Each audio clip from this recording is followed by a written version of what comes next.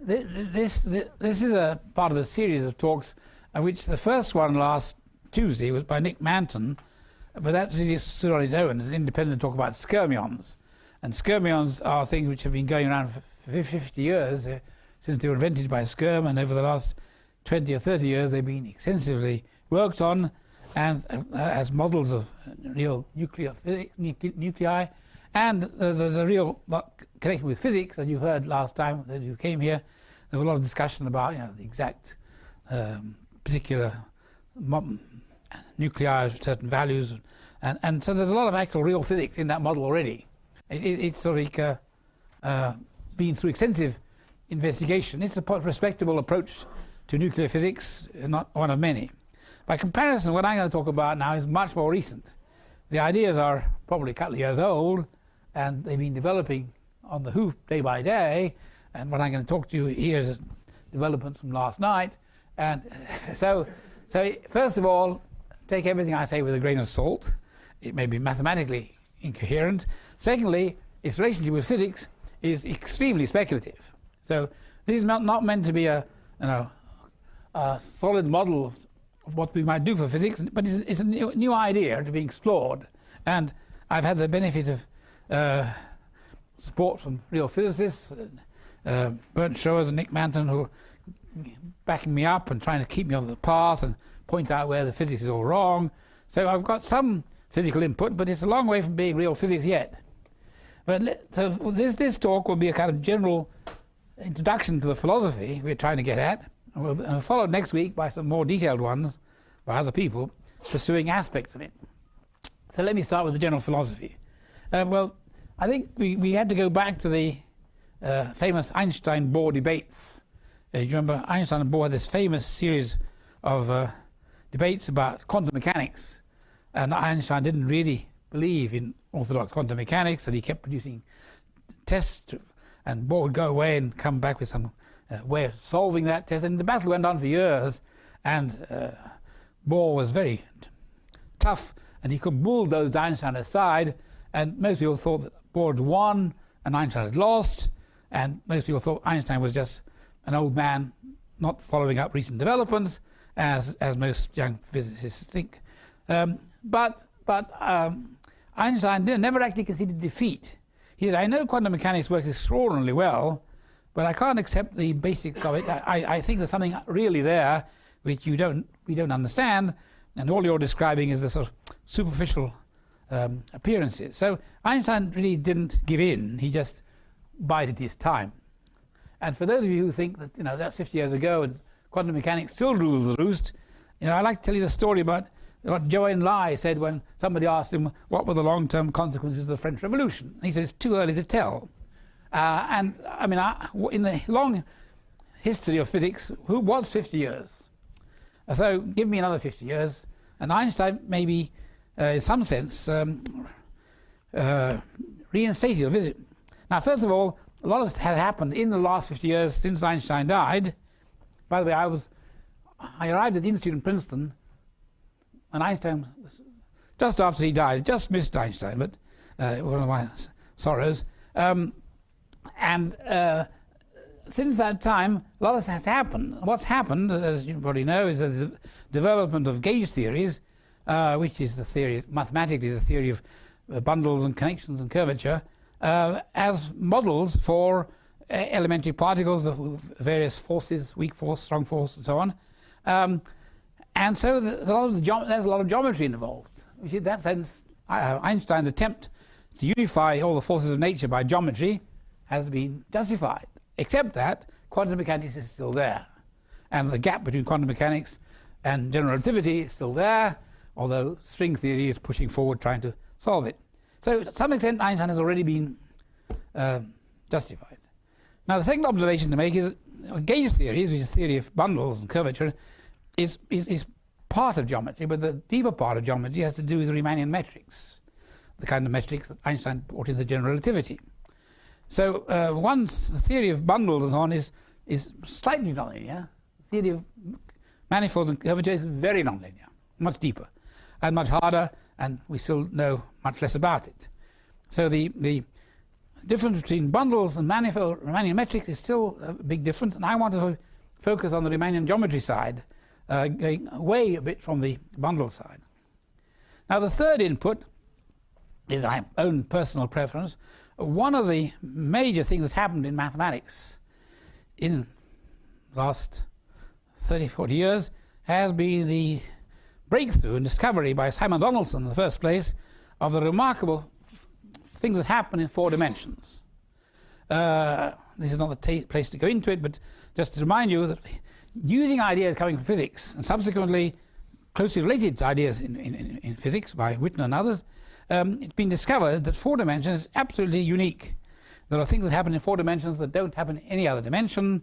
You have 4-dimensional space with Atiyah topology, has many differentiable structures. 4 manifolds, as shown by Donaldson, many interesting examples, algebraic surfaces in particular, are held together in some sense, not by their topology, but by something much deeper. Their differential topology, which is measured in terms of solutions of certain differential equations. So something happens in 4 dimensions which doesn't happen in any other dimension. So, you know, it would be very nice if we could really find some proper use for that in physics. And so far, I would say, its relation with physics has been tangential. The Seiberg-Witten theory, which I'll talk about later, does make a link between Donaldson theory and quantum field theory and so on, but that's a very indirect one in various ways. It goes through quantum field theory, it involves going from Euclidean space to Lorentz space. It's a very indirect one, but it's nevertheless very deep. But I would like something much more direct. Is it possible to use the subtle structure of 4-dimensional manifolds in a way that is directly relevant to physics? Okay, it's an ambition. It would be nice to do. As a mathematician, I'd like to see good mathematics being used. And here is something absolutely unique in the world. 4 dimensions is very remarkable. Now, one of the other big ideas in mathematics over the last 50 years has been the discovery of solitons. Solitons were discovered experimentally in Edinburgh, I'm glad to say, when by Scott Russell riding on horseback after some water waves and so on. You've probably heard the story. A lot of work was done in algebra analysis in terms of integrable models, and so solitons were thought of as a hybrid between fields and particles. I mean, there are fields, nonlinear fields, that can form clumps that look as though they're some sort of object, and therefore the word soliton, which comes from solitary wave, is meant to remind you that there are things like electrons, protons, and ons. So it's an on. And so that is a very different, of course, attempt to try to fuse the ideas of waves and particles that you can get normally in physics and quantum theory. Light, is both a particle and a wave, but that's a different way of doing it. This is a classical approach, and nowadays it's taken over into large parts of physics as well. Solitons now appear in quantum field theory, and Sturm was the first person to actually propose solitons as models of nuclei. And that's what Nick was talking about. The Sturm model is a model where the solitons are thought of as objects in 3-dimensional space which physically represent a nucleus. So solitons are one of the other big ideas. And now, Donaldson theory, you may know, is about solitons called instantons, which arise in Yang-Mills theory in 4 dimensions. So that's these are again solitons, and understanding solitons has proved crucial to understanding the geometry of 4-dimensional manifolds. So solitons are very, very important things. That's probably, again, one of the biggest developments in mathematics in the previous 50 years. Now, some years ago, Nick Manton and I discovered a rather simple way of relating the instantons of Yang-Mills theory to the skyrmions of the Sturm model. And I think he sketched it briefly, but the idea is extremely simple and naive. If you're in R4, and you think of this as R3, and this is the fourth direction, if you have on R4 an SU2, say, gauge field, so that's the connection on R4, and you think of the curvature as highly localized, so it decays rapidly at infinity in all directions, that would be an instanton on R4. And those are the things which enter into Donaldson theory. Now suppose you take such a gauge field, I mean if it satisfies certain equations, it's an instanton, otherwise it's just a potential field. If you take such a gauge field and you take parallel transport along the radial, along this direction, and remembering at infinity in both directions you've got a fixed trivialization or gauge, then you get an element of the gauge group.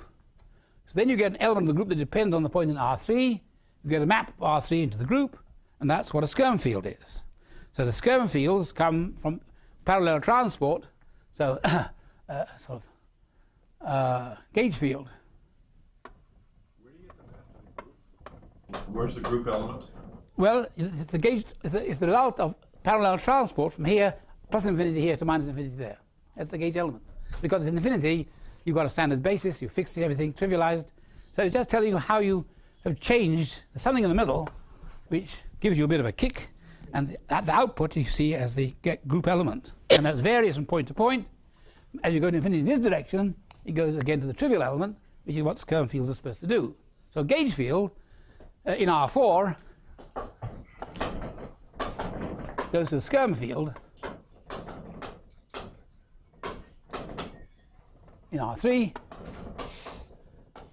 and before you put any differential equations on, in both cases you're interested in minimizing some energy, and actually that gives you some quite good relationship between the solutions here and there, but leaving that aside, there is here a topological number, the instanton number, as physicists would call it,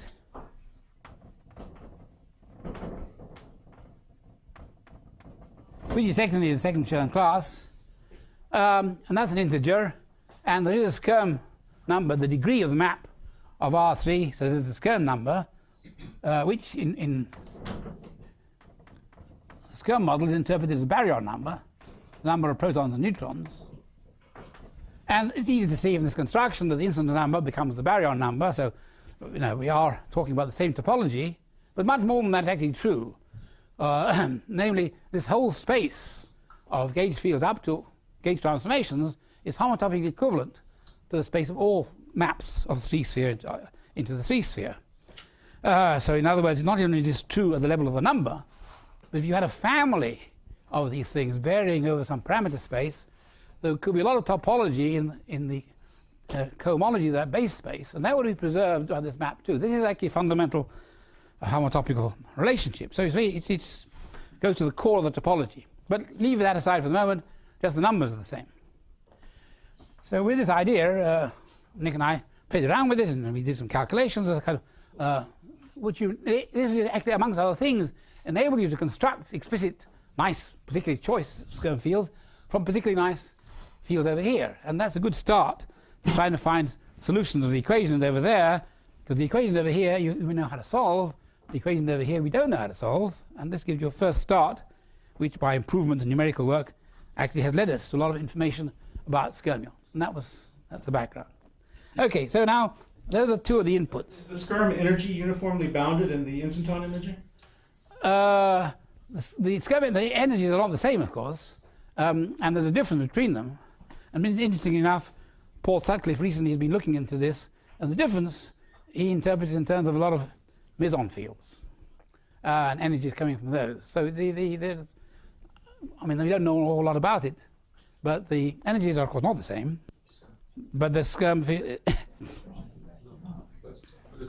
I think the answer is probably yes. Yes, because the instanton energy is the C2. Yes. It's the baryon number. If you have an instanton, right? But you're saying if you started the instanton and then you just look at this restricted to the instantons and not on arbitrary fields. The point is in this construction we tend to use these instantons have a lot of parameters. So there's a big moduli space here, and you take a large family of maps, and then over here you're looking for a unique solution, and so you try to minimize on that family by some ansatz or other. Okay, that is this background. I haven't really got to the punchline yet. Now, next ingredient is how are we going to get? So we'd like to move from R3 to R4 for several reasons. This is one reason. Secondly, we want to get to, well, we want to get into Yang-Mills theory, Donaldson theory. So we'd like to get into Euclidean fourth space, or more generally into. What is the analog of?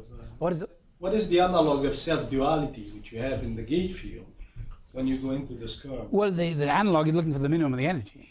The self-duality is just a way of achieving the minimum.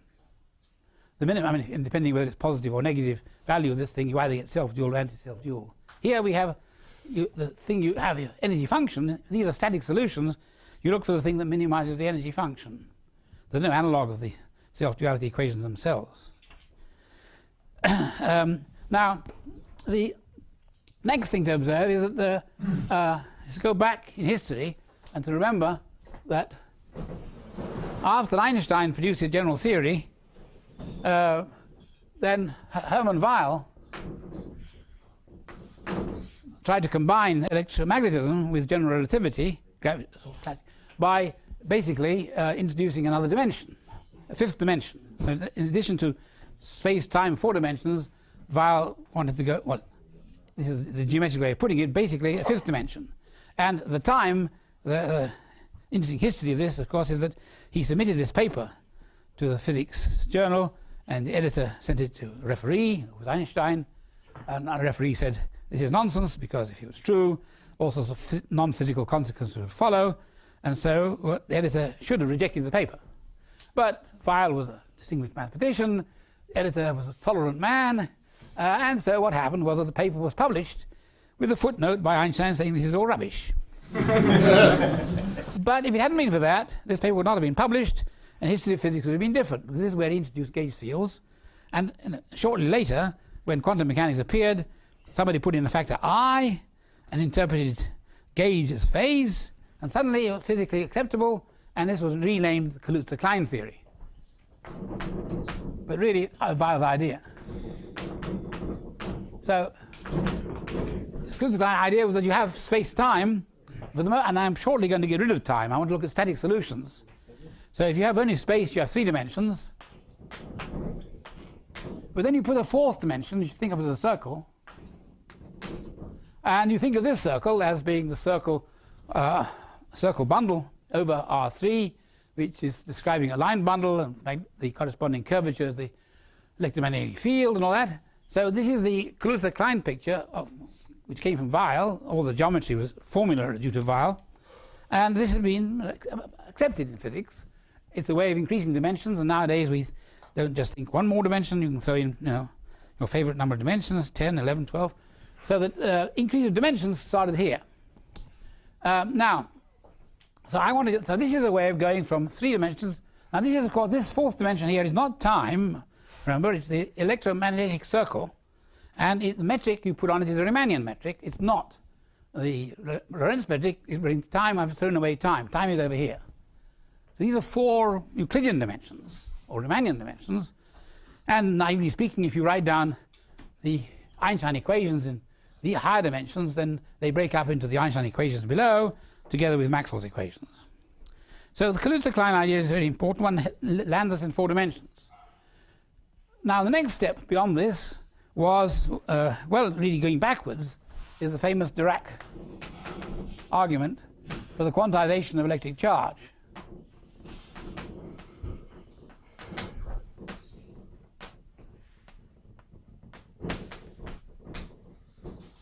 So this argument of Dirac is, of course, very famous. Well, physicists think of it one way, perhaps mathematicians they think of it another way.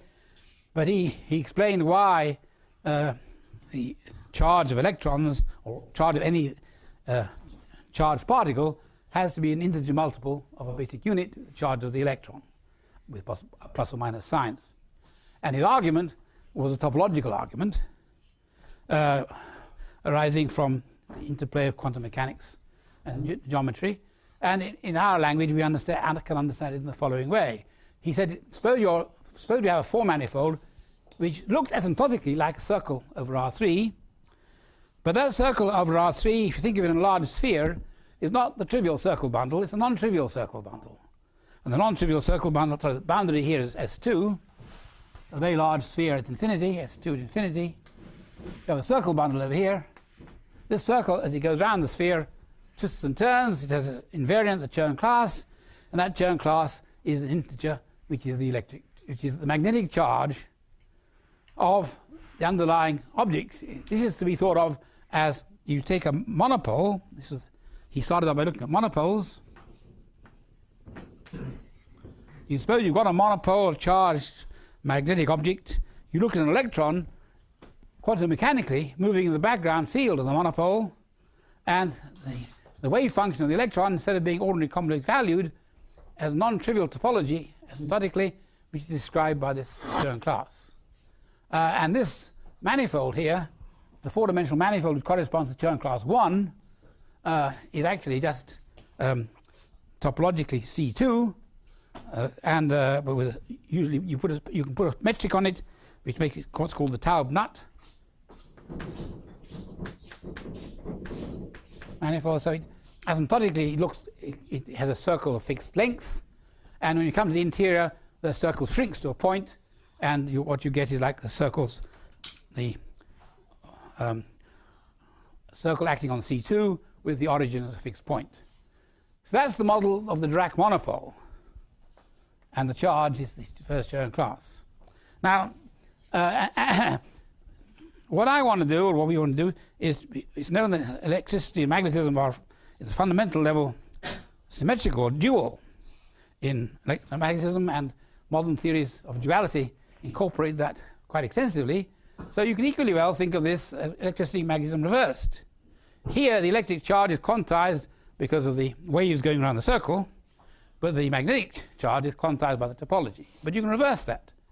So you can think of this monopole as being instead the geometry corresponding to an electrically charged particle, and the obvious now, whereas monopoles don't really exist, electrically charged particles do exist. So the idea is to interpret this as the model of the electron. So the model of the electron in this picture would be a four-dimensional manifold, this particular manifold with this particular topology, and we just reinterpret the magnetism in terms of electricity. And now we have a model of a elementary particle. Now, this is the start of what I want to go on to do, except we're going to focus much more not on the electrons, but on the baryons. And those will be rather different. But the idea is the same. The idea is that you want to have four-dimensional manifold, and the four-dimensional manifold will carry some Riemannian metric, and asymptotically the four-dimensional manifold will look, so you have manifold M,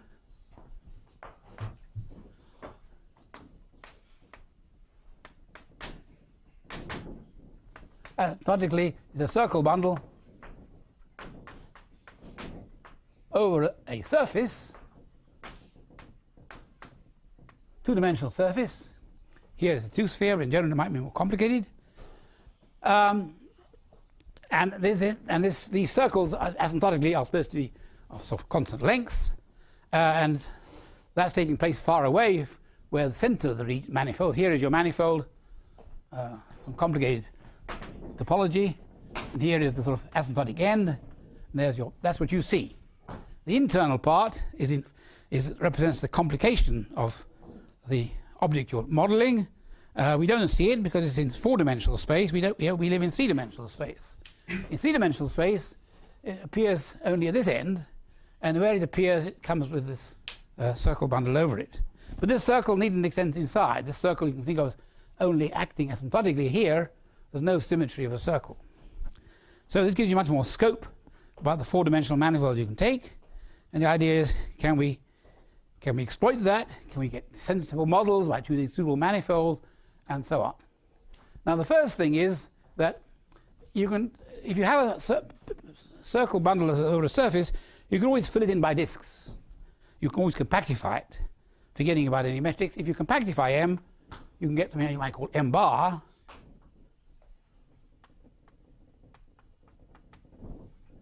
And inside M bar, there will be the zero section of the bundle. The surface will sit inside M bar. This smells very much like holography to me.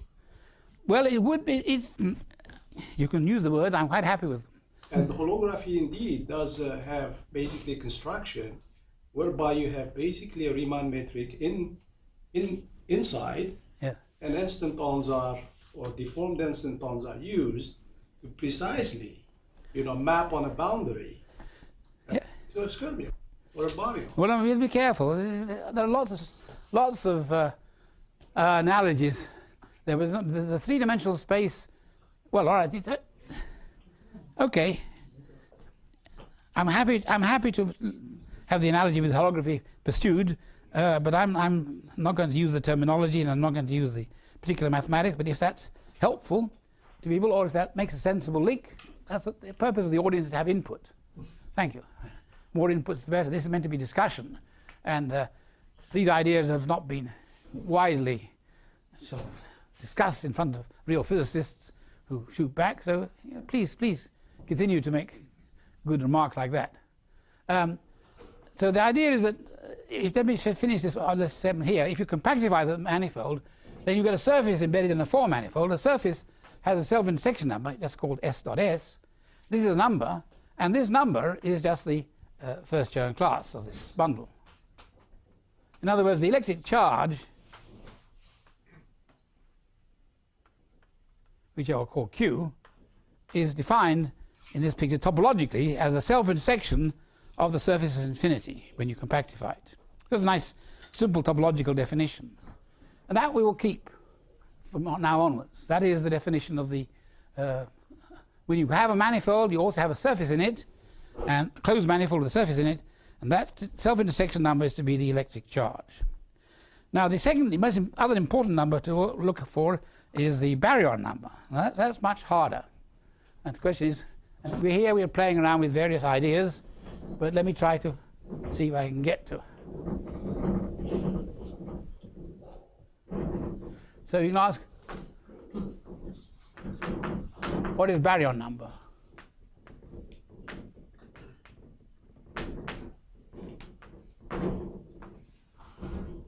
So the world of four-dimensional manifolds is vast.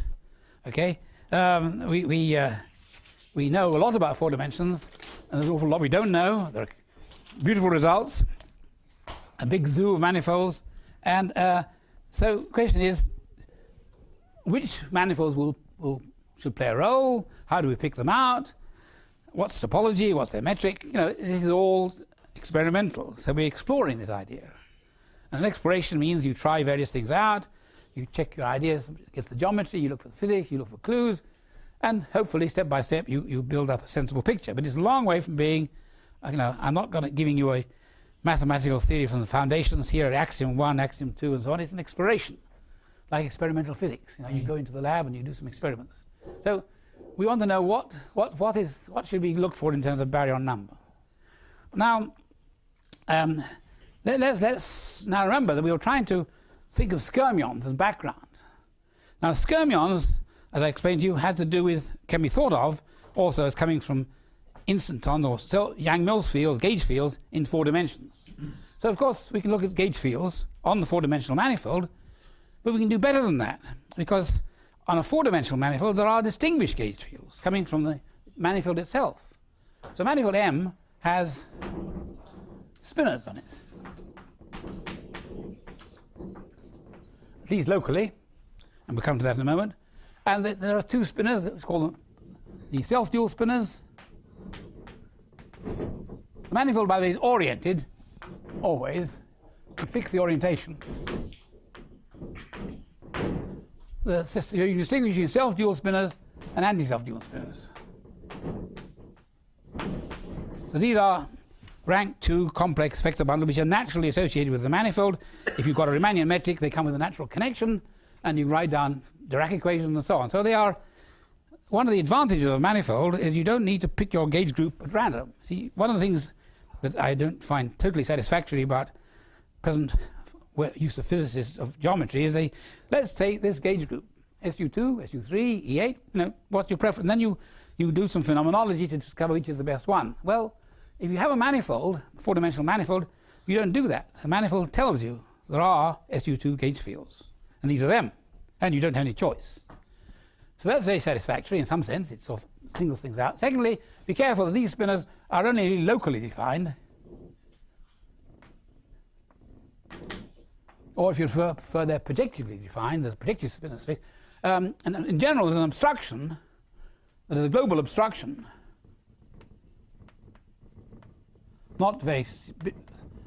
series abstraction. It's called the second Stiefel-Whitney class, which lies in the two-dimensional cohomology of the manifold.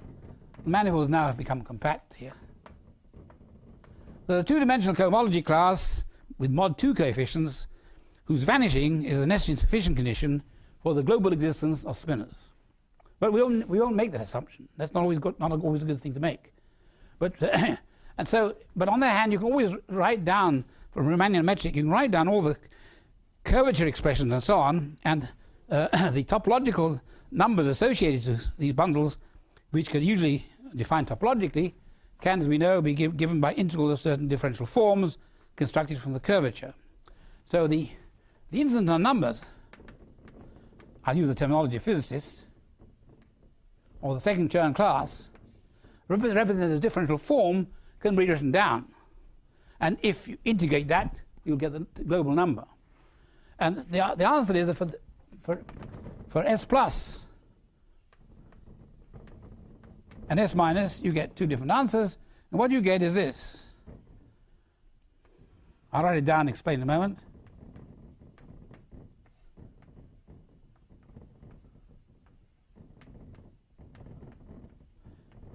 If you've got a manifold, it has some topological invariants, and the topological invariants are the homology groups. The Euler characteristic, chi, is simply the alternating sum of the ranks of the homology groups. So 1 for dimension 0, then minus the rank of the first Betti number, plus the rank of the second Betti number, and then the others followed by duality. In addition to that, there is... No, I think it's... I mean, between friends, the difference between 2 and a 4 is not serious. I think I'm right. I checked, but I mean, I'm not going to fight with Claude over this. But well, maybe he's right. It's different whether you're talking about the Pontryagin class or the Chern class, which is a factor of 2 there. So which one? I think I'm probably... Well, let's not worry. The important thing is you get these numbers. Now, what I can say is signature is called signature. If you look at the middle dimension cohomology of the manifold with real coefficients, then there's a quadratic form on there, and that quadratic form, when you diagonalize it, has some plus signs and minus signs. So the rank of this thing, which is the second Betti number, is called B2, and you write that as B2 plus B2 minus. If you're a physicist, you might like to use Hodge's theory and represent these things by harmonic 2 forms, and then these will be the self-dual 2 forms, these will be the anti-self-dual 2 forms. And the signature is defined as just the difference, plus and minus. And notice that the orientation distinguishes between plus and minus. Now, so these are the 2 basic topological invariants, which appear in various different guises. I'll come back to them. And in terms of those, the topological invariants of these bundles are these quantities here. Notice the factor 2, maybe there's a factor 4, which means that when you integrate them, they wouldn't necessarily get integers unless some condition was satisfied, which is the vanishing of this.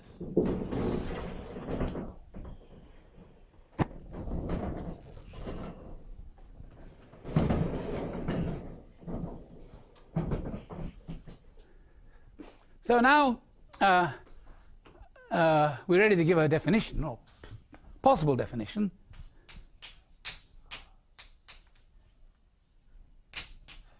The baryon number, B, is defined to be this quantity here. I want this to be an integer, so I don't want halves, so I take the thing that isn't a half. Or isn't, of course. This is a number. Now, why is it a reasonable definition?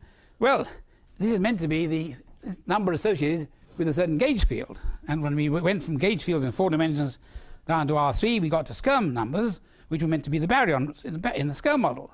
So model following closely onto that, here is an actual candidate for an invariant, which comes from the geometry of the manifold, which you might like to think of as possible candidate for the baryon number.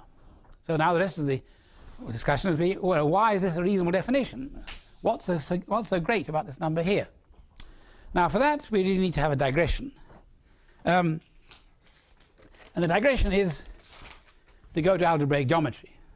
One of the great strengths of four-manifold theory is that there's a vast amount of work being done over from the time of Riemann onwards into algebraic geometry and the manifolds that gives rise to. So let me give you a quick review of algebraic geometry and the bits of it that I want to refer to. So algebraic geometry is of course over the complex numbers, so the the dimension is multiplied by 2 to get to the real dimension. So we start off, algebraic geometry starts off with curves. So theory of algebraic curves. And these things are also the same things as Riemann surfaces, compact Riemann surfaces. And as you know, the Riemann surface is a genus, G, which is greater than or equal to 0.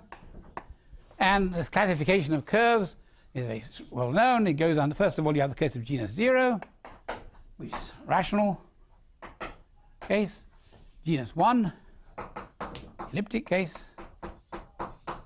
and G greater than or equal to 2, which we lump together and call the general case. Now, topologically, we know what these things look like. The genus 0 is a sphere. G equals 1 it looks like a torus. And G greater than or equal to 2, it looks like the union of a number of tori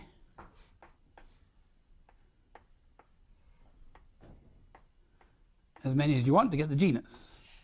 That's union of G tori, and that's the topological classification of surfaces. Very simple. Now, one thing I wanted to point out, which is amusing, if you haven't thought of it before, and that is this. We think of the genus 0 case as rather dull. Things become interesting, the genus 1, and then we get higher genus by just gluing together copies of the torus. But you actually go back one stage further back.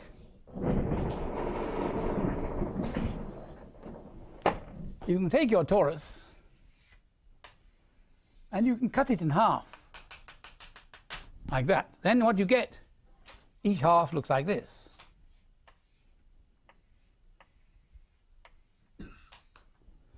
You have and each half is itself a cylinder.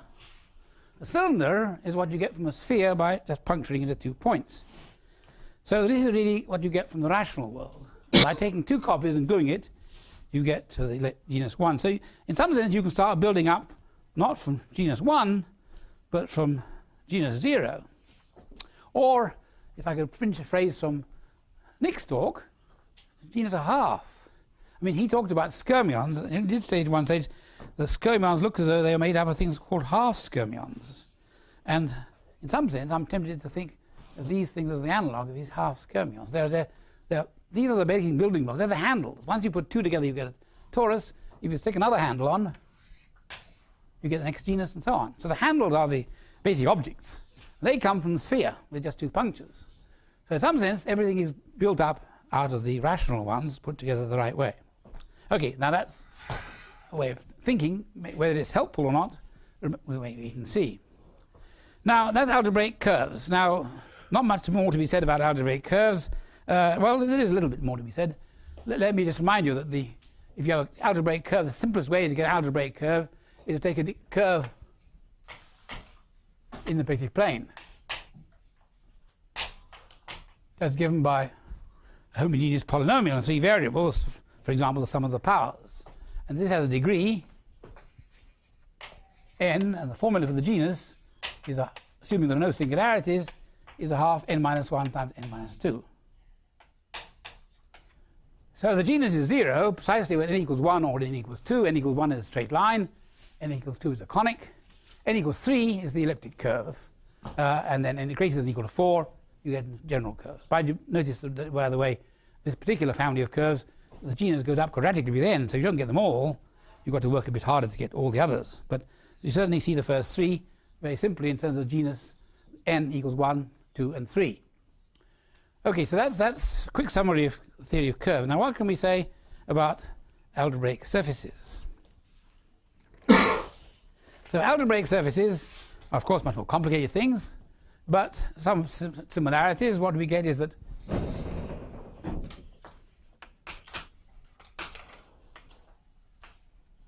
first we get rational ones, and the other end we're going to get what's called general type, and then we get the things in the middle, called elliptic. Now the first difference is the rational surfaces, unlike the case of curves, the thing is not unique. There are many rational surfaces. There is, for example, the projective plane, that is the product of two lines. And you can take any projective plane, for example, and you can blow up endpoints. Blowing up is an operation you can do in dimensions 2 or higher, which means you remove a point and insert a line which has self-intersection -1, which represents all the directions of that point. It's a very fundamental process. It's a birational transformation, but not topologically equivalent. And you can blow up as many points as you like, and the points need not be, they can be in general position, but they can be in special positions. So you get a large family of surfaces by blowing up points in wherever you like, and then you can also blow them down again. So you get the theory of rational surfaces is, in some sense, elementary, but has a lot of combinatorics in it.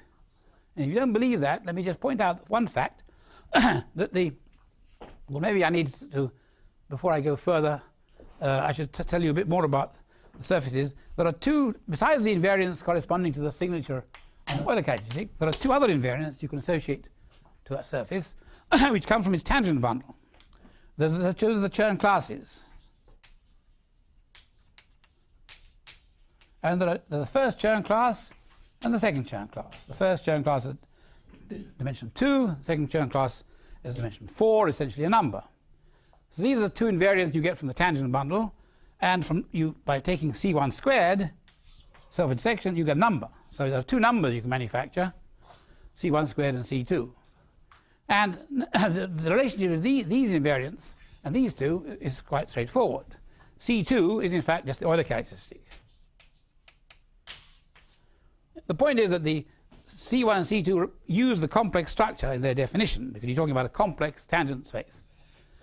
These two don't use the complex structure, they're topological, but these two coincide. Then C1 squared and C2 are numbers, but they're not unconstrained numbers, they satisfy some constraints. For example, C1 squared plus C2 happens to be divisible by 12. A non-trivial fact. And that number is a very important number. And that is sometimes called the, the arithmetic genus.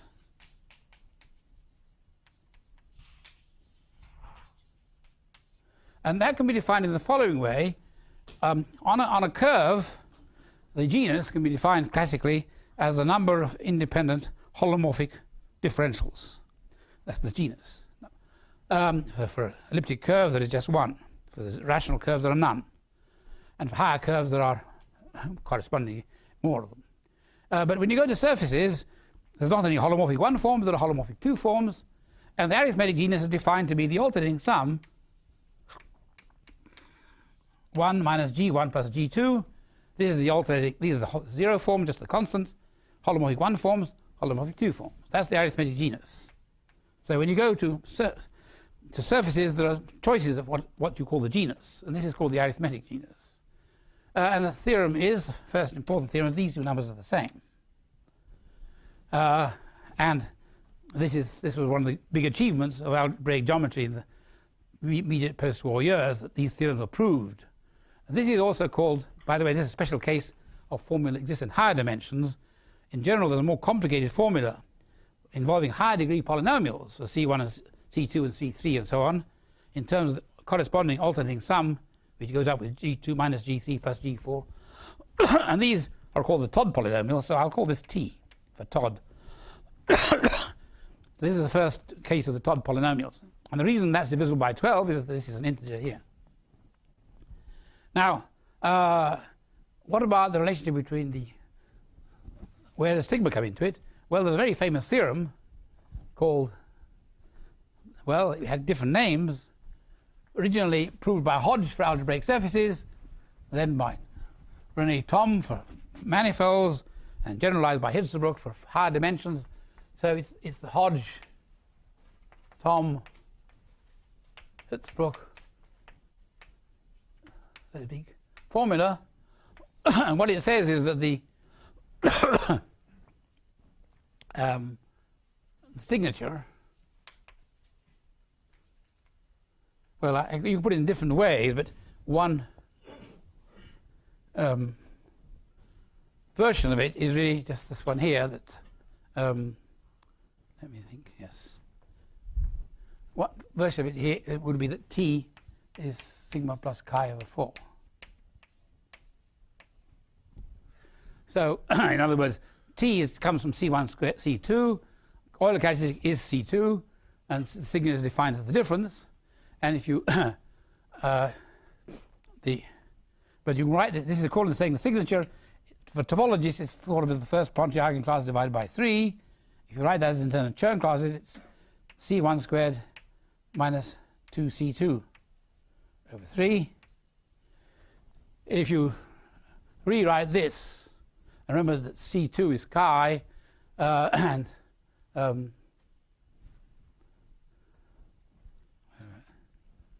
yes, I hope these are all consistent. Now the important thing is this quantity here, the arithmetic genus, this is a birational invariant.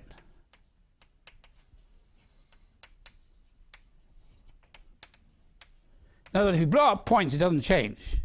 And if you think of it this way, it's obvious because when you blow a point, you add 1 minus the quadratic form, so this goes down by 1, but you add 1 homology class, this goes up by 1, so this doesn't change. If you think of it in terms of holomorphic differentials, you classically prove that these holomorphic differentials are the same when you blow up.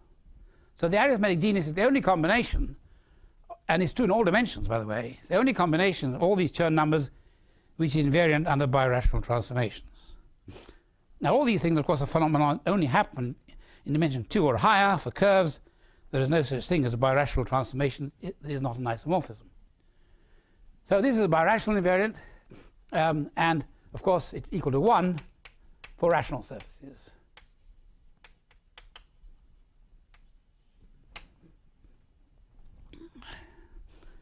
Okay, so I hope I've summarized the important aspects of algebraic surfaces that one has to use.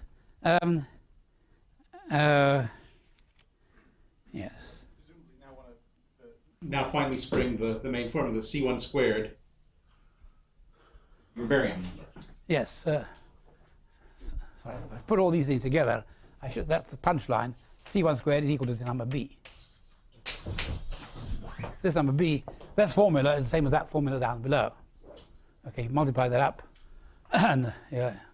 So this number which we wrote down before, if you were in an algebraic surface, as a simple interpretation, it's the square of the first Chern class. Right.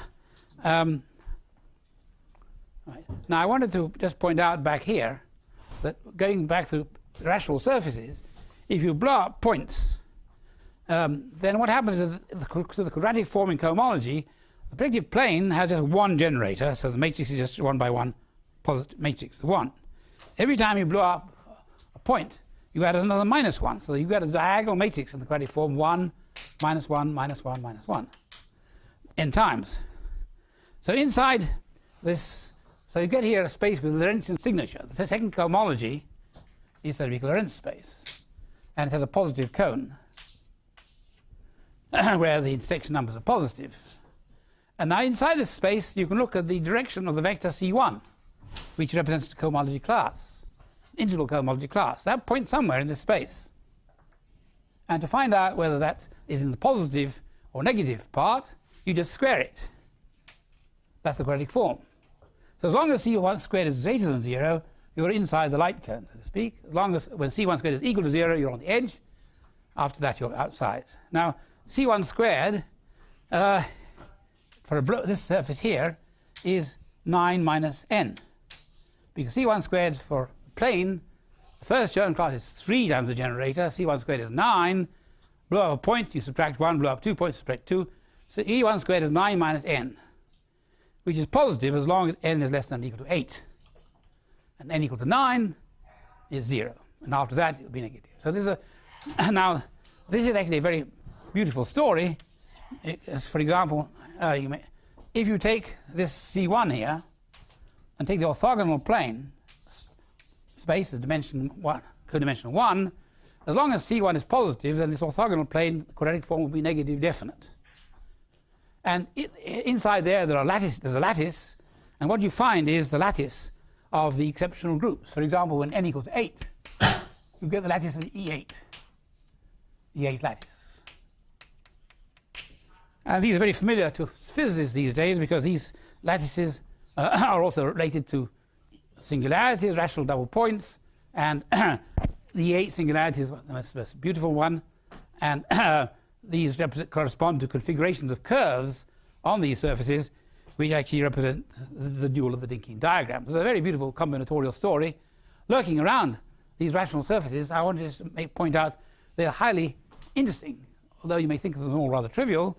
In fact, they turn out, Waffer was very interested sometime in the relationship of these surfaces with the different string theories and different dimensions, and the fact that you could go up only to 8 and so on corresponds to the dimensional reduction from high dimensions down to lower ones, and the fact that there's an exception in the family, P1 cross P1 is not the projective plane of the point blown up, corresponding to some type 2b string theory or something. So there's a very nice story, but that's just a digression. So let's get back to the main point.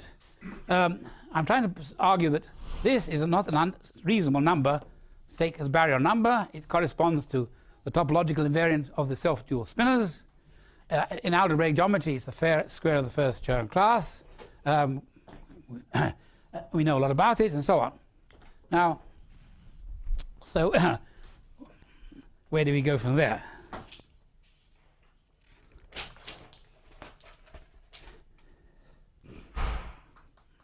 Right, so if you take algebraic surfaces now, as with curves, if you take an algebraic surface of degree n,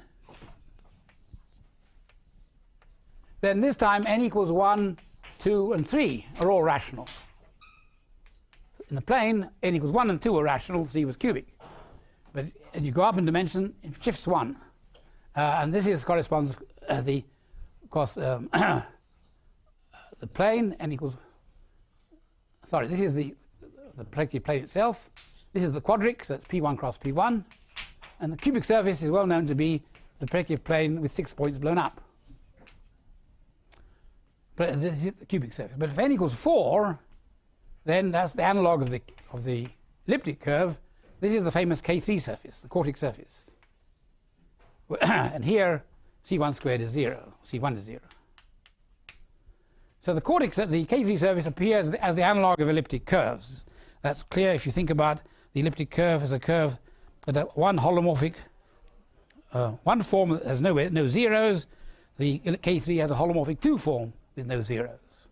And it has a very beautiful Calabi geometric, and physicists are very friendly with K3 surfaces. They think the universe is built out of K3s in some way. Well, I might agree, but I might use it in a different way. So the K3 is a very important surface. And then, of course, the higher ones are more complicated things, general type and very complicated, large number of families and so on. Well, this is all by way of familiarity. I want you to be familiar with algebraic geometry because these are where all the examples come from. Now, for example, one of the basic theorems that Donaldson was able to prove was that if you have an algebraic surface, I think of it as a manifold, you might think that you can break it up corresponding to the homology. If you have, for example, a K3 surface, if you ask what its quadratic form looks like, it has, so here the Euler characteristic is 24, by the way, and the signature is minus 16. And so the quadratic form has B2 plus equal to 19, and B2 minus equal to 3. Yeah, I know. Well, okay. So you get minus 16 from that combination, B2 minus that. And if you look at the quadratic form itself over the integers, it's a quadratic form of second beta 22, B2 is 22. That quadratic form over the integers can actually be written in a canonical form, as broken up, and it corresponds to 2 copies of E8 plus 3 copies of the hyperbolic form. Hyperbolic quadratic form is just 0, 1, 1, 0. It's what you get for product of two spheres. E8 is the one corresponding to the E8 lattice with a negative definite. So this is where you get your negative part. This has 3 plus and 3 minus, so that's how you get these numbers. So this is the quadratic form of the K3. And you might think, and people did think, and topologists can actually prove, that you can take your K3 and you can remove some of these pieces. You can represent it as something with this part and something with that part, or perhaps you remove one of them. And what Donaldson showed was you can't. Differentiably, you cannot remove even one of these hyperbolic terms to leave you with less. And there are many more theorems of this kind. And his general theorems are the fact that algebraic surfaces, in general, you cannot break them apart. Something holds them together, some very strong glue. And that's the depth of the Donaldson theory.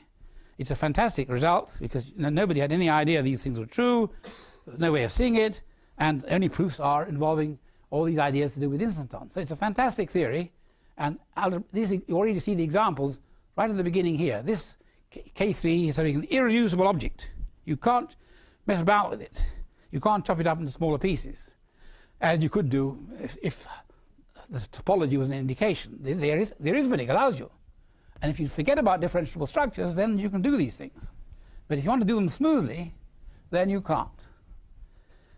So, now, the last thing I want to do is to leave you with a picture.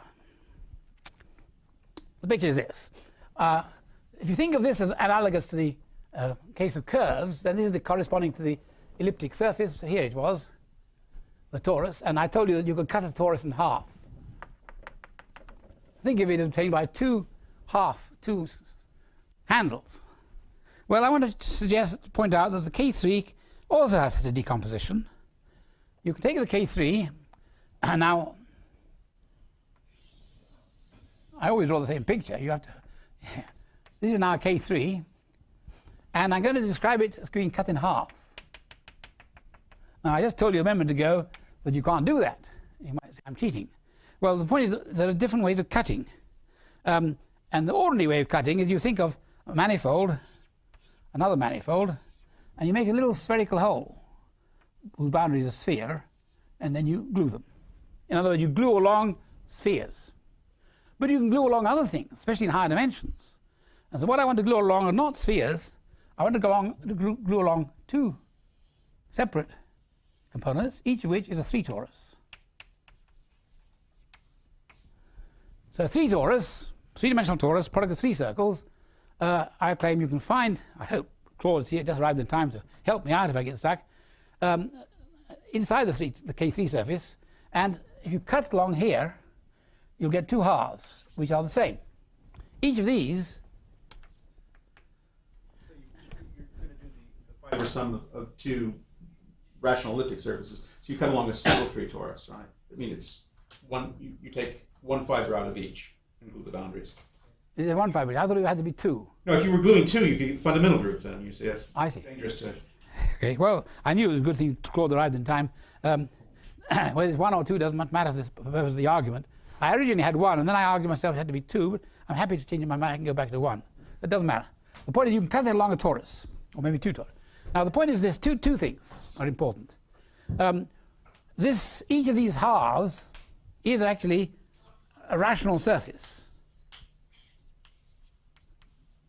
And what you get from taking the projective plane and blowing up 9 points in suitable positions. If you do that, your quadratic form, you see, what you'll find here is that the signature is -8, and the Euler characteristic is 12. Because you start with the plane, which has Euler characteristic 3, you blow up 9 points, you add 9, you get 12. The signature originally was +1, you add 9 minus signs, you get -8. So this is a surface, these rational surfaces this type have this size. They look exactly. The T3 boundary. Well, that's going to come in a moment. So now that's what a single rational surface is. Now I'm going to glue these two surfaces together. How? These surfaces are, if you choose the right courses, are actually what are called elliptic vibrations. They're fibered over P1 with elliptic fibers. In fact, if you start off like this, suppose you take the plane and you choose two cubic curves. They meet in 9 points. If you blow up those 9 points, then the curves no longer intersect. They become fibers. And the fiber is an elliptic curve, which is a torus. And when you have a torus in a fiber, its neighborhood is a 3 torus, because 2 torus in the base and a circle in the fiber with a trivial bundle is a 3 torus. So by taking 9 points, blowing up, having elliptic fiber, removing 1 fiber, you get your 3 torus. In terms of the way that the 3 torus sits in K3, is that K3 is something which has a projection onto CP1 where the generic fiber is an elliptic curve. If you now take the inverse image of the equator in that CP1 and the inverse image of the 3 torus, that's the thing where you actually cut across. Okay, so here is a K3. You map it to P1, and you take a point here. This image is the elliptic curve. Its neighborhood is the 3 torus. Now, so you see, the K3 is actually built up out of 2 rational surfaces, each of which is a block. It's a bigger block than in the dimensional case of curves, where you just get a single handle. Here, the thing that corresponds to a handle, I claim, is this chap. It's rational, but I told you there were more rational surfaces than you thought of. This is a rather nice rational surface with these particular properties. It's a very special one. It's the one where you get to the maximum number where C1 squared is 0, you see here. And 2 of these, glued as Claude just said, manufacture the K3. So it's actually a rather remarkable analogy. So that you want to think of the handle there as being replaced by this building block here. So that's the idea, and I hope that can be exploited further. You can now manufacture more complicated manifolds by gluing many of such handles together and repeating this construction just like you do in lower genus and for curves. And now the purpose of this is that when you glue things along a 3 torus, you see what you do is you apply some automorphism to the 3 torus. In the lower dimensional case, there aren't many automorphisms to the circle, so the unique answer. But the 3 torus has a rather large automorphism group, SL3Z. So you can glue in a variety of ways and get a variety of manifolds. Now, some of the manifolds you'll get will be algebraic surfaces, but not all of them. A lot of them will not be. In fact, generically they won't be. So this way, starting off with this rational algebraic surface and using it as a building block, we can manufacture in a rather natural way a rather large family of manifolds which have diverged from being algebraic surfaces, but they belong to somehow the same general family. They are trying to look like algebraic surfaces, but they have more flexibility. And these have been studied, but they have nice properties, and I want to come back to them later. And those will be converging to the kind of models we might want to have for our higher baryon number. So the purpose of this talk was to give you some background philosophy. What are we trying to do? We're trying to get nice 4 manifolds that will model baryon number and electric charge. The baryon number and electric charge will have to, of course, satisfy certain key properties, one of which is, of course, that the electric charge has to be less than or equal to the baryon number. And the electric charge tells you how many protons there are. The baryon number tells you how many protons and neutrons there are. There can't be more protons than the baryon number. So you have to have this inequality. It should come out of the geometry, and we'll see where that can come out. And we have to have some sensible set of models with reasonable background and rationale. And so this is trying to find them. But it's all an experiment. I mean, these ideas only gelled this last week, talking to Claude and others. And by next week, they may have, ungelled or whatever you like, melted away. But they're now, I have to admit that this story so far is quite different from the case of baryon number 1. which Bernd Schroers will talk about next Tuesday, which we've been working on, and that even a published paper, which you can look at on the web, models for for the proton itself. And that looks very different from these, but you see, it's not surprising. If you look at algebraic geometry, rational things look very different from things of general type. And if you only looked at rational things, you wouldn't have a foggiest idea about things of general type, and vice versa. So it's not surprising that if you look at the bottom end and the top end, so baryon number 1, and for large baryon numbers, that you're getting rather different pictures. The question is, how do we actually bridge the gap? How can we actually unify that story? And we haven't got there yet, and I'm interested in any input people can make. But we hope that, we hope that it will be consistent. But the definition of baryon number can't be this one. I mean, this is not the appropriate definition for the proton. That doesn't give you the right answer. Well, it's not general type, so it shouldn't fit in. So we've sort of got to. So the idea of next week is that Bernd Schroers will talk on Tuesday about the proton and neutron, electron, the basic objects, the metrics, geometry, try to relate those to the physics as far as they can, and so on. Then on Thursday, I hope that Claude can be persuaded, I can twist his arm, to talk to you about the follow-up to this. Now, the one bit that I haven't got to at all yet, and that's what I hope he will take on, is this Donaldson theory. See, the Donaldson theory is of course the whole point of this exercise, whether we wanted to make contact with Donaldson theory so we could use these deep theorems about four manifolds to deduce something which might be significant. What holds nuclei together? Well, forces. What is a force? Well, every model will have its own answer. Here, the idea was to be that what holds these manifolds together is not conventional forces, not sort of harmonic forms and things. That's only part of the story. Something deeper than that, something nonlinear.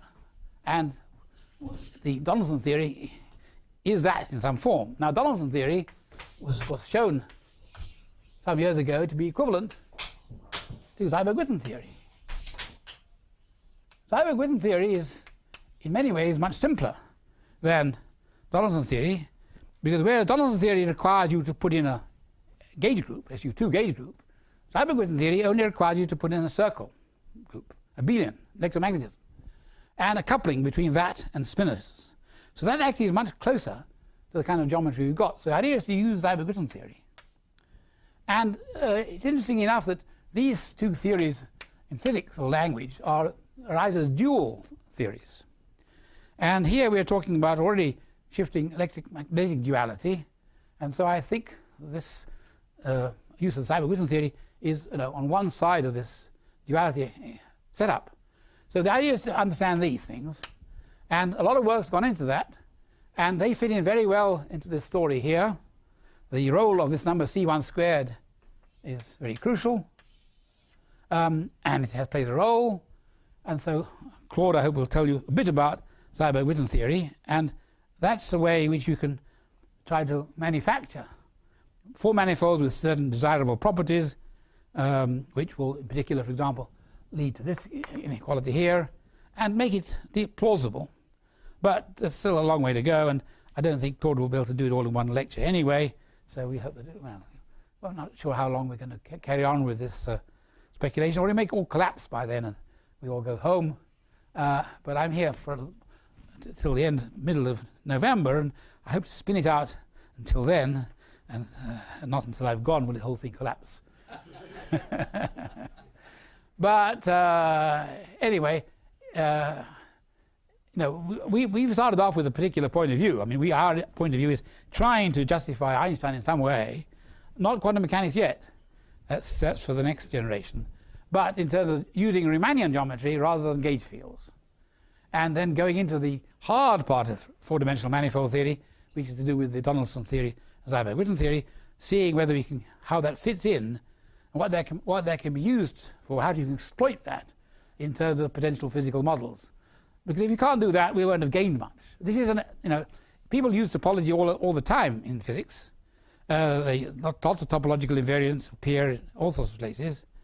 But the real depth of the Seiberg-Witten theory for four manifolds hasn't yet been exploited. The Seiberg-Witten equations have turned up in physics where they started, but in a rather very much a quantum field theory framework. And I'm trying to get to them in a more direct geometrical framework and tell us what they tell us about the structure of potential four manifolds. And, well, we'll see how it goes from there. Questions? So what's the proposal? So the baryon is a Riemannian manifold, it's a differentiable manifold Yes. after some equivalence, or is it? We're looking for a model in which the baryon, a static baryon, is represented by a four-dimensional Riemannian manifold Some particular metric? with some particular metric, preferably, yes.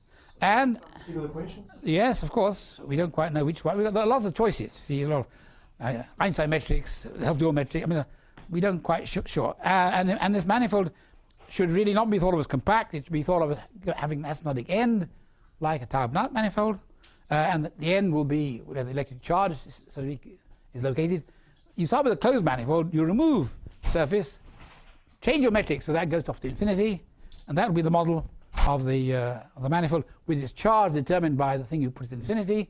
The baryon number will depend only on the closed manifold and will be given by this formula. That's the model. The question is which metric? We don't know. There are a lot of possibilities.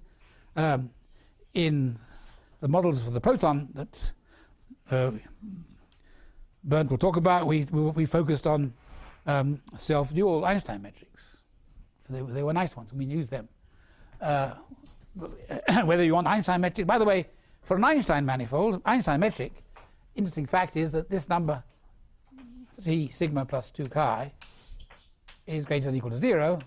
This is the Hitchin-Thorpe inequality, and with equality basically only for things like the K3 surface and hyperkähler manifold. So Einstein metric would be nice, but they might be too restrictive. We don't want to force that, but yeah, there should be some kind of the best. We'll look for the manifold first, then we find out what's the best metric we can put on it. What's the surface, the Riemann surface, given the manifold? Well, that will come up. All right. I don't want to sort of look. You know, if I give you too many advanced tips, you won't come next time. You've got all these old movies which are done in serial. You stopped at the moment when the hero was about to be pushed off the cliff, and you came back next time to find out how he escaped. Back where you tell me. Just tell me a little bit. Right. Okay. Is it the dual of C1, a surface that represents the C1? No, it's more like this. That C1 is a. I think I can write it like this. C1 is a homology class. So some of two homology classes. Think of it as two curves, disjoint curves A and B, and the baryon number is self-intersection is this: A squared plus B squared, and S is one of these. Oh, And if you think of it as this one, you think of it as protons. You think of this one, you think of it as a neutron, and they're equally good. I mean, they add up to total number, baryon number, and there is a certain symmetry, which physicists call isospin, which in this model would simply be the fact that these two are on equal footing. but then the intersection number is not the baryon number anymore. No. What you said earlier was. No. They're disjoints, so I may have got this a bit mixed up. The intersection number of this is the charge. Oh, S squared is the charge. So it's this one. oh, So this is the charge of the electrons, and this is protons. This is for the neutrons. They add up to give the baryon number. okay. So something like that. And these are surfaces, Riemann surfaces from genus, and you know, there are examples you can manufacture, which have been manufactured, not by us, by Ron Stern, of ones which do give you what you want. So, you know, if we had a theory where nobody could produce examples, it would be a bit disappointing. So I was very pleased when I asked the director here, and this is an institute where the director knows things, you know, he can answer mathematical questions. So he was able to tell me, contact Ron Stern, he will give you the answer, and he did. So yeah, it's How does CBT and variance work? Suppose you tell me a certain manifold is the proton. Which one is the anti-proton? reverse the orientation. Does that? Every manifold comes oriented. I see how that works for the charge, but how does that work for the baryon number? Does it? Yeah, well, it's a bit tricky, but in the first while I thought it didn't work. you see, you've got the signature and the Euler characteristic. If you reverse the orientation, the signature changes sign, the Euler characteristic does not. So you think, well, how can you, the only thing that you could do that would change sign would be to have the signature by itself. That was our first guess. But that's turned out not necessarily to be the case, because when you have a manifold, then you have these two different numbers here. And for a manifold, if you want to construct baryons, you use this one. If you want to construct antibaryons, you use the other one. If you take this one and reverse the orientation, then the signs work out right. So reversing the orientation is meant to take a particle into the antiparticle. That's what you want in the world. You want some trivial symmetry. Manifolds are oriented. The opposite manifold represents the antiparticle. And the other important thing is that, as I said, this expression here is, originally I thought this was wrong because I wanted things to be additive under connected sums. The signature is additive, but Euler characteristic is not. But then I realized that I don't want connected sums in a naive sense, because Donaldson says you can't do that. You can't make anything interesting. To make something interesting, you have connected sums along tori. Then, of course, the Euler characteristic of the torus being 0, both of these things are additive. So this is additive. So, gradually you experiment and find out what works and what doesn't work. But I think that it's the change of orientation is meant to be the antiparticle. It's a non-trivial point that it's additive under sigma. The point is additive, because I mean... it's non-trivial. I mean, chi is trivial. That it's oh, but I've known that for a long time, and that's true with any manifold. Yes. Well, okay, I mean, but that's even physicists know that nowadays. So this is additive. It's harder to prove. Yeah, it's been known. Not that hard, but it's not. But it's true. But that's true for all boundaries. Right. The Euler characteristic is additive only if the boundary is a torus, or 0 Euler characteristic. If you want all three manifolds have 0 Euler characteristic. Good point. All right. Well. Okay. Well. That isn't quite. Yes. Well, maybe that's not quite what I meant. Remove as one. No, but it's the disk. It's the ball. The ball. See, the interior, the solid torus. Operation, you have to cut something out. Has 0 Euler characteristic. Yeah, you had me worried. Because why it doesn't work? 2 steps in the argument. Yeah, that's right. 2 steps in the argument. That's why it doesn't work with the surface. The surface, you cut out a circle, that's 0 Euler characteristic, Right. but the disk doesn't. Right. That's why you have to have the correction too. Yeah, sorry. So you are arguing a little bit about baryon number, but there are other quantum numbers that also exist in hadronic physics, like strangeness. And there is more structure how are you going to from this argument. So there is room for a lot of. What about the mass of these things, right? I mean, nuclei are characterized by a number which, unlike Q and B, don't come in integer. Just what kind of a quantity will we think of that could have this kind of continuous? Well, you see, we haven't put a metrics on these things. All the things eventually will have metrics. First of all, when you look at geometry, you start with topology. You think they're discrete. That's very independent of the metric, and you can get numbers. Later on, you want to put metrics on them. Metrics give you continuous parameters, spectra, all sorts of properties. So you build it up in layers. The most fundamental level is the topological level, where you fix on the integer quantities, baryon number and charge. Later on, you have to decide on the metric, and that metric will have a lot of properties. Metrics have vast amount of information. You can integrate all sorts of quantities. No shortage of material. Question is, which metric should you choose? What integral will you use? But we are looking for that a bit. We looked at that a bit for the proton and so on. We don't necessarily know the answers. But the idea is there's no problem in getting continuous parameters. That's the easy bit. Metrics galore. The point is that the charge usually in the Square model is obtained by quantization. Yes. Right. Here you want it to be a fundamental quantity. Exactly, that's right. So that's why I'm asking what about strangeness and other things. There also you get them by quantization. But how do you get them now in your language? Let me say this. I haven't said we're not going to use quantum mechanics. I'm not that brave. If one of these days people show how you can... But so the idea would be this is a first approximation which is a bit better geometrically than the Square model, because it has both charge and baryon number at classical level. But we will still probably quantize. We will still... Actually, I should say The Algebraic equations involve solutions of the Dirac equation. So in that sense, you've already taken the first quantum step.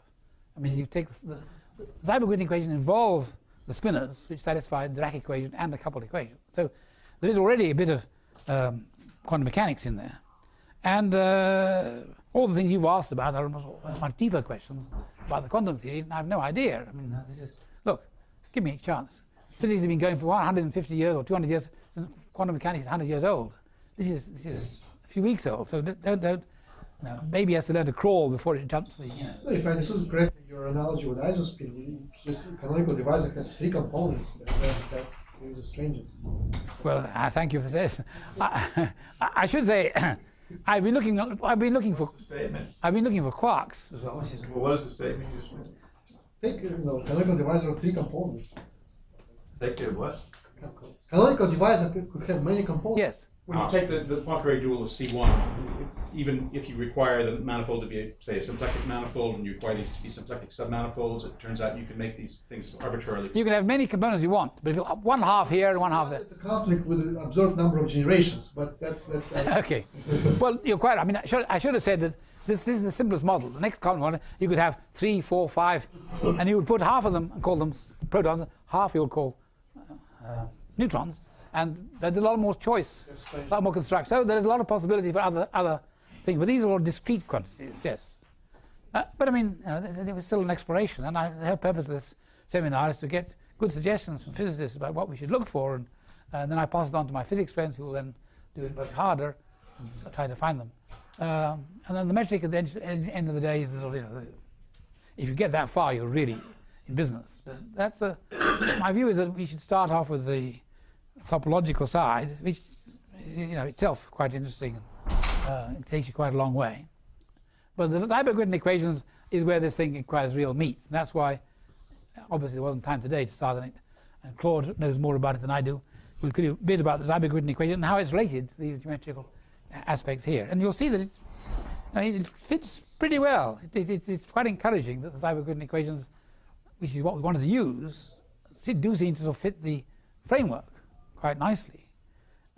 Originally, I wanted to use algebraic varieties alone. I'm an algebraic geometer by birth, insofar as you know anything at birth, I knew algebraic geometry. And I liked algebraic varieties, and they were great. And I tried hard to use algebraic surfaces. And Witten already proved a beautiful theorem about algebraic surfaces using Seiberg-Witten theory. What he proved was that on a generic algebraic surface, the only Seiberg-Witten classes are the canonical divisor and its negative, which is a great theorem, one point of view, but it's a bad theorem from another point of view. I want a variety that has more Seiberg-Witten classes.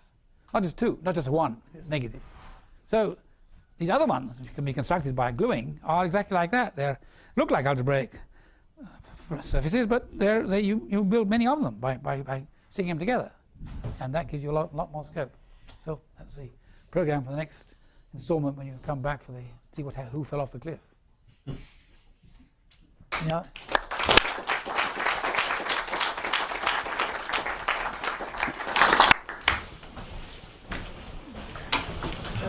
Thank you for your comments. I learned